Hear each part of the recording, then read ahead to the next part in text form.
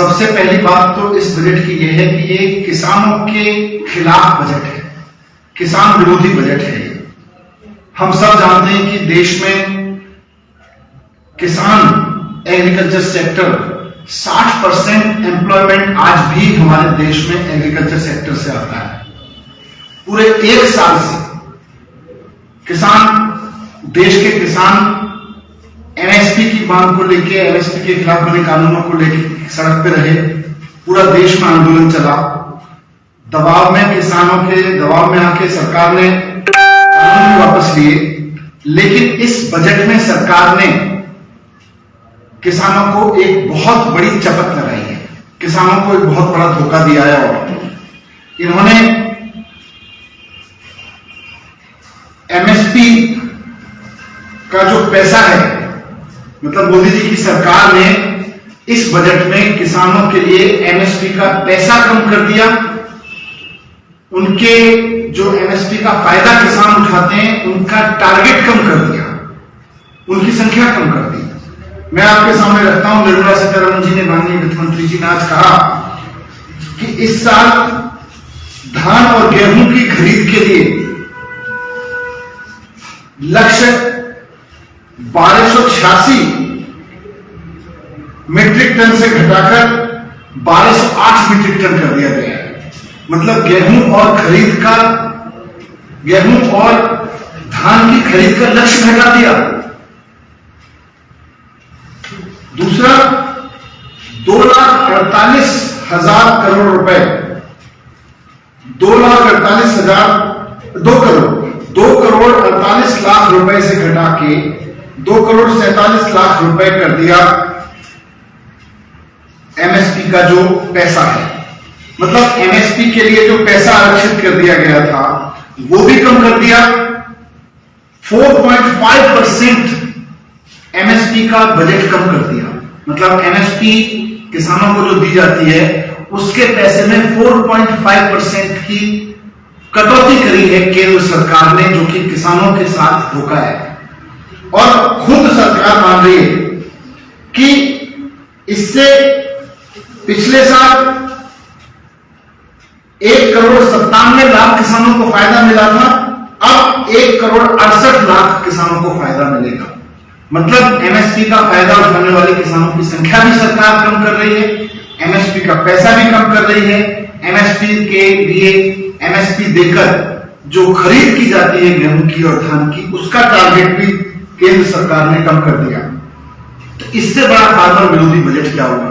एक ऐसे समय में जब जॉब्स नहीं है लोगों के पास, एक ऐसे समय में जब किसान चारों तरफ से महंगाई की मार झेल रहा है, वैसे में एमएसपी का पैसा कम करना, एमएसपी का बजट नीचे लाना किसानों को एक तरह से चपत लगाने जैसा है। इन्होंने 2022 तक किसानों की इनकम दोगुनी करने की बात कही थी भारतीय जनता पार्टी ने, उसमें तो पूरी तरह फेल हो गई है।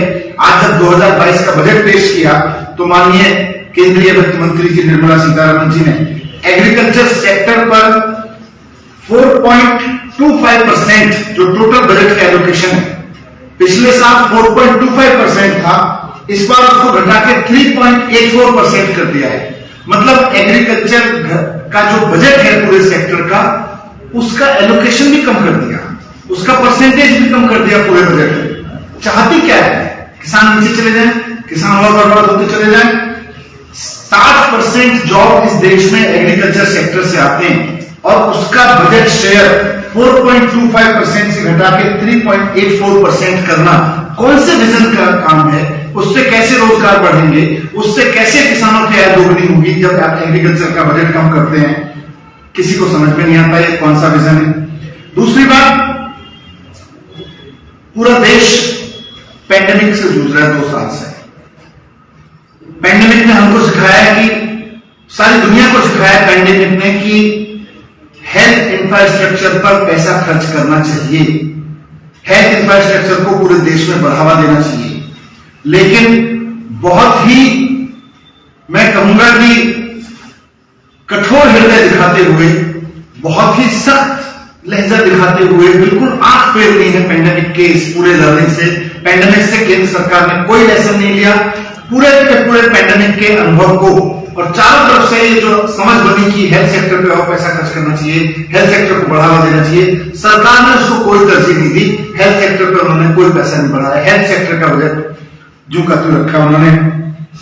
जो शेयर पिछले साल था 2.19%, 2.14%, इस बार भी 2.19% है। उतना का उतना ही हेल्थ शेयर, हेल्थ बजट का जो शेयर है पूरे बजट में उतना ही रखा। एजुकेशन, इस कोविड के समय में एजुकेशन को बहुत लॉस हुआ है। पूरे बजट में नई एजुकेशन पॉलिसी की बात नहीं की। नई एजुकेशन पॉलिसी जिसमें ये बड़ा शोर मचाते हैं कि हमने बहुत बड़ा काम कर दिया नई एजुकेशन पॉलिसी लाके। नई एजुकेशन पॉलिसी में लिखा हुआ है कि केंद्र सरकार को जीडीपी का 6% तक एजुकेशन बजट ले जाना पड़ेगा, तब ये पॉलिसी लागू हो सकती है। लेकिन सेंट्रल गवर्नमेंट तो कम कर रही है एजुकेशन का पैसा। एक तरफ कहते हैं कि हम नई एजुकेशन पॉलिसी लेके आए, एक तरफ कहते हैं कि हम नई एजुकेशन पॉलिसी पे बहुत बड़ा काम करके लेके आए, दूसरी तरफ जब बजट बना के लाते हैं तो एजुकेशन का बजट पूरे बजट से 2.67% से घटा के 2.64% कर दिया। स्किलिंग का बजट 30% कम कर दिया। नई एजुकेशन पॉलिसी के तो खिलाफ है। एक तरफ आप ढोल पीटते हो कि हम एजुकेशन पॉलिसी लेके आए, एजुकेशन पॉलिसी कहती है एजुकेशन में ज्यादा पैसा खर्च करोगे, आप कहते हो हम करेंगे, लेकिन कहां करोगे? बजट में तो दिखता नहीं। बजट में तो कम कर दिया आपने। स्किल पे कैसा पैसा कम कर दिया, फॉर्मल एजुकेशन पे पैसा कम कर दिया। केंद्र सरकार कहती है कि 60 लाख जॉब्स नहीं अगले 5 साल। बेरोजगारी आज पैंडेमिक के बाद, लॉकडाउन के बाद की सबसे बड़ी समस्या है। पूरा देश देख रहा था कि शायद नए जॉब्स क्रिएट करने का कोई ऐसा फॉर्मूला निकल के आए, जॉब्स के मार्केट में जॉब्स कैसे बनेंगे उसका कोई फॉर्मूला निकल के आए। इन्होंने केवल और केवल एक जुमला दिया है कि अगले 5 साल में हम 60 लाख जॉब्स देंगे। इनका कहना है कि प्रोडक्शन लिंक इंसेंटिव पीएलआई से लेंगे। पीएलआई इनकी 2 साल पुरानी स्कीम है। पिछले 2 साल में एक भी जॉब नया क्रिएट नहीं हुआ पीएलआई की वजह से। जब 2 साल में कोई नया जॉब क्रिएट नहीं हुआ, अगले 5 साल में आप 60 लाख जॉब क्रिएट कर दोगे। क्यों जुमले दे रहे हो? किसको जुमले दे के आप बनाना चाह रहे हो? अल्टीमेटली लोग नौकरी ढूंढ रहे हैं, जुमले नहीं ढूंढ रहे हैं। आज डेटा कह रहा है बजट का जो बेरोजगारी का 5.5 करोड़ लोगों के पास में तो कोई जॉब नहीं है। जिनके पास में है उनके पास भी कैसे है वो अलग बात है, लेकिन 5.5 करोड़ लोगों के पास में जॉब्स नहीं है। आप कह रहे हो हम 60 लाख जॉब देंगे अगले 5 साल में। एक ऐसी स्कीम से जिसने पिछले 2 साल में जिस स्कीम से एक नया जॉब क्रिएट नहीं हुआ है, तो कोई विजन नहीं दिख रहा। जॉब्स का कोई विजन नहीं है, हेल्थ केयर का कोई विजन नहीं है, एजुकेशन का कोई विजन नहीं है। किसानों का पैसा कम कर दिया, एग्रीकल्चर सेक्टर का पैसा कम कर दिया। मिडिल क्लास के लिए कुछ नहीं है। मिडिल क्लास इस देश की इकोनॉमी को फीड करता है। मिडिल क्लास जब कंज्यूम करता है, जब यूज करता है, तो इस देश की इंडस्ट्री, इस देश का व्यापार, इस देश का बाजार आगे बढ़ता है। लेकिन मिडिल क्लास के पास में पैसा बचेगा तब तो करेगा। कोविड ने, लॉकडाउन ने उसकी कमर तोड़ के रखी है। मिडिल क्लास को पूरी उम्मीद थी कि इनकम टैक्स में कुछ राहत मिलेगी। इंडस्ट्री को, मार्केट को पूरी उम्मीद थी कि मिडिल क्लास को अगर इनकम टैक्स में राहत मिली तो उसके पास कुछ पैसा बचेगा। उस बचे हुए पैसे को वो मार्केट में लगाएगा, परचेजिंग में लगाएगा, उसकी परचेजिंग पावर बढ़ेगी तो डिमांड बढ़ेगी। 2 साल पहले जो लॉकडाउन लगा उसके बाद से मार्केट में परचेजिंग नहीं हो रही है, मार्केट में सेल नहीं है। सारी इंडस्ट्री कह रही है मार्केट में सेल नहीं है, सेल नीचे जा रही है, सेल नीचे जा रही है। 2 साल से सेल उठ नहीं पाई है। आज जब जरूरत थी पूरे मार्केट को सपोर्ट की, तो सबसे बढ़िया तरीका यही था कि आप इनकम टैक्स पर राहत दो ताकि उसके पास में कुछ पैसा बचे मिडिल क्लास के पास, और मिडिल क्लास उस बचे हुए पैसे को कुछ परचेजिंग में यूज करेगा। परचेजिंग में यूज करेगा तो अपने आप इकोनॉमी आगे बढ़ेगी। लेकिन बहुत बुरी तरह से निराश किया है।